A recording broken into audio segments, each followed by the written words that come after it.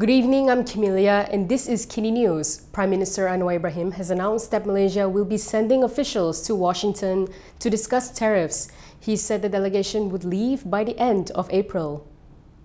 ASEAN nations have reached a consensus on sending officials to the US for engagement sessions on the slew of recently imposed tariffs. This is according to Prime Minister Anwar Ibrahim. Malaysia's trade with the United States has long been a model of mutual gain. Our exports support not just growth here, but high-quality jobs across the United States. This commercial relationship has served both countries well, but these measures may end up harming all. Yet, we do not believe in megaphone diplomacy.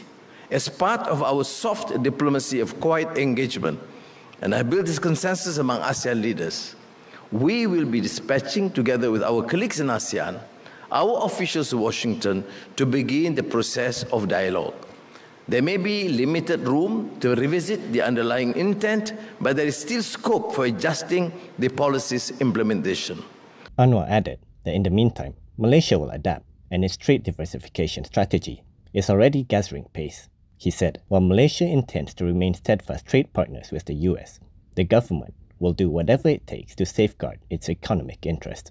He added that this includes engaging proactively with the US towards achieving a mutually beneficial outcome, and at the same time diversifying and strengthening ties with all major trade markets across the European Union, Asia, Middle East and Africa. He also insisted that ASEAN remains broadly committed to openness, cooperation and institutional continuity. Anwar said the bloc must rely more on itself by strengthening trade within member nations.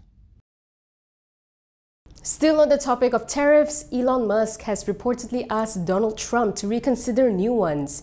According to reports, Musk had personally approached the president. The head of the U.S. Department of Government Efficiency, Elon Musk, reportedly asked U.S. President Donald Trump to reconsider new U.S. tariffs on imports from a number of countries. The Washington Post reported that Musk had made personal appeals to Trump on the matter over the weekend. This came as he posted several messages on social media criticizing one of the White House's top advisors for Trump's aggressive tariff plan.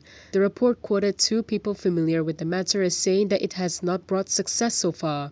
According to Bernama on Sunday, Musk announced his support for the creation of a free trade area with the EU.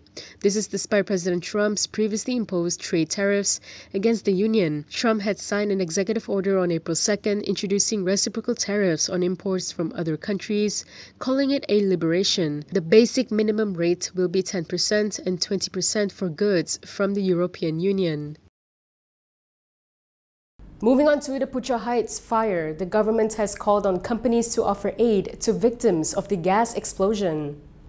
The government has called on more companies to offer support to victims of last week's gas pipeline explosion in Putra Heights, which had destroyed or damaged more than 200 homes. According to Bernama, the Prime Minister's political secretary, Dato' Azman Abidin, said additional contributions from the private sector would help ease the burden on affected families, many of whom are still displaced. He noted that 1.4 million ringgit in aid had already been distributed, including emergency funds from the Implementation Coordination Unit of the Prime Minister's Department, as well as initial contributions from Petronas.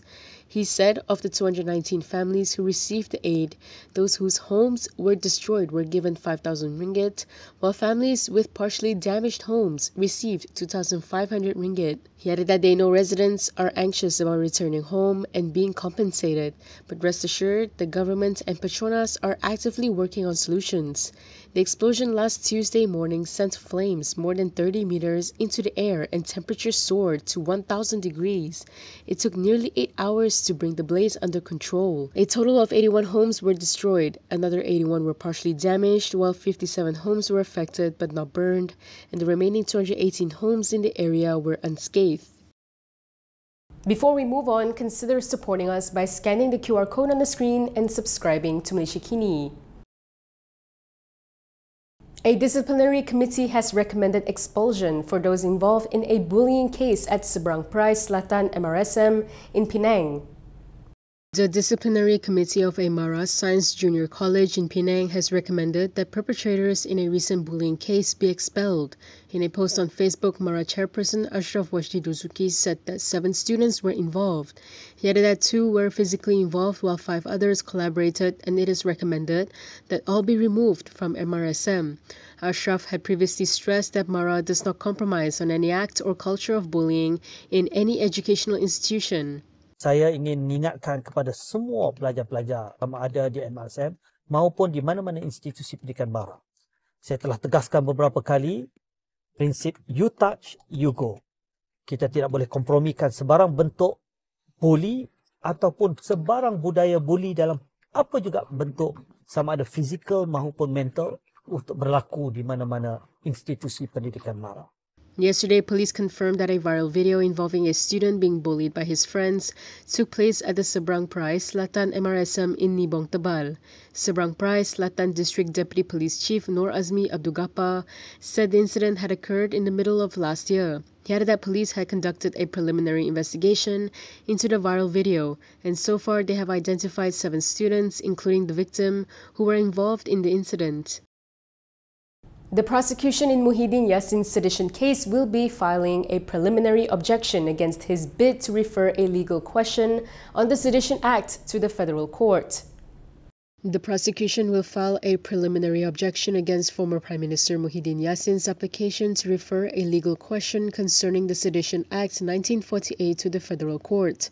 According to Bernama Deputy Public Prosecutor Razali Che Ani informed High Court Judge Muhammad Jamil Hussain of the matter during case management today. Earlier, Muhyiddin's lawyer Amir Hamza Arshad informed the court that the team had filed the application on April 4th under Section 84 of the Courts of Judicature, Act 1964, to refer the legal question in relation to his client's sedition case. He said they have filed a supporting affidavit and will also file an additional affidavit in support of the application. He added that as the notice of application has yet to be sealed, they apply for the court to set a new date for further case management and to excuse Muhyiddin's attendance at the next proceeding. The judge then set April 29th for the next case management and granted the application to excuse Muhyiddin from attending the upcoming proceedings. Muhyiddin had previously pleaded not guilty to a charge of making seditious statements during the Nenggiri by-election campaign on August 14th, 2024.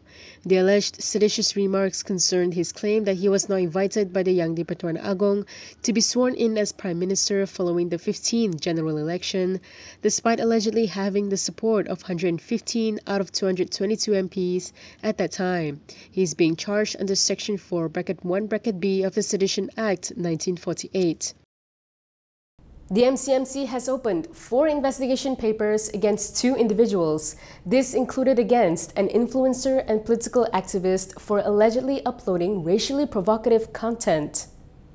MCMC is investigating an online content creator for allegedly stirring racial sentiments over several issues. The commission described the individual as an influencer and political activist. It said it is probing the individual for raising racial sentiments on social media involving the Perak state anthem, Malay economic empowerment through breaking Petronas and Gas Malaysia's monopolies, and the takeover of Kuala Lumpur Tower. The suspect's statement was recorded at MCMC's headquarters yesterday. MCMC said it has also questioned another individual who is suspected of a separate offense that similarly involves uploading content that is false, grossly offensive, and contains 3R elements on TikTok and Facebook. It also advised the public to use social media platforms responsibly, avoiding the upload of any 3R-related content that could threaten racial and religious harmony in the country. The MCMC did not name the individuals as per standard practice for cases that have yet to be charged in court. Previously, pro-Perikatan national activist Syarul Emarena Abu Sama,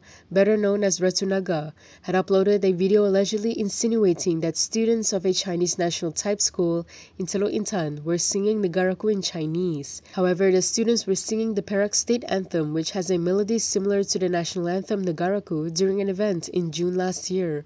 Following backlash, Syarul Emma apologized and claimed she had taken down the video within 10 minutes of posting it. That is all from me today. For more stories, you can go to KiniTv.com. You can also follow us on Instagram, Twitter, YouTube, and Facebook for the latest news updates. I'm Camelia. Thanks for watching.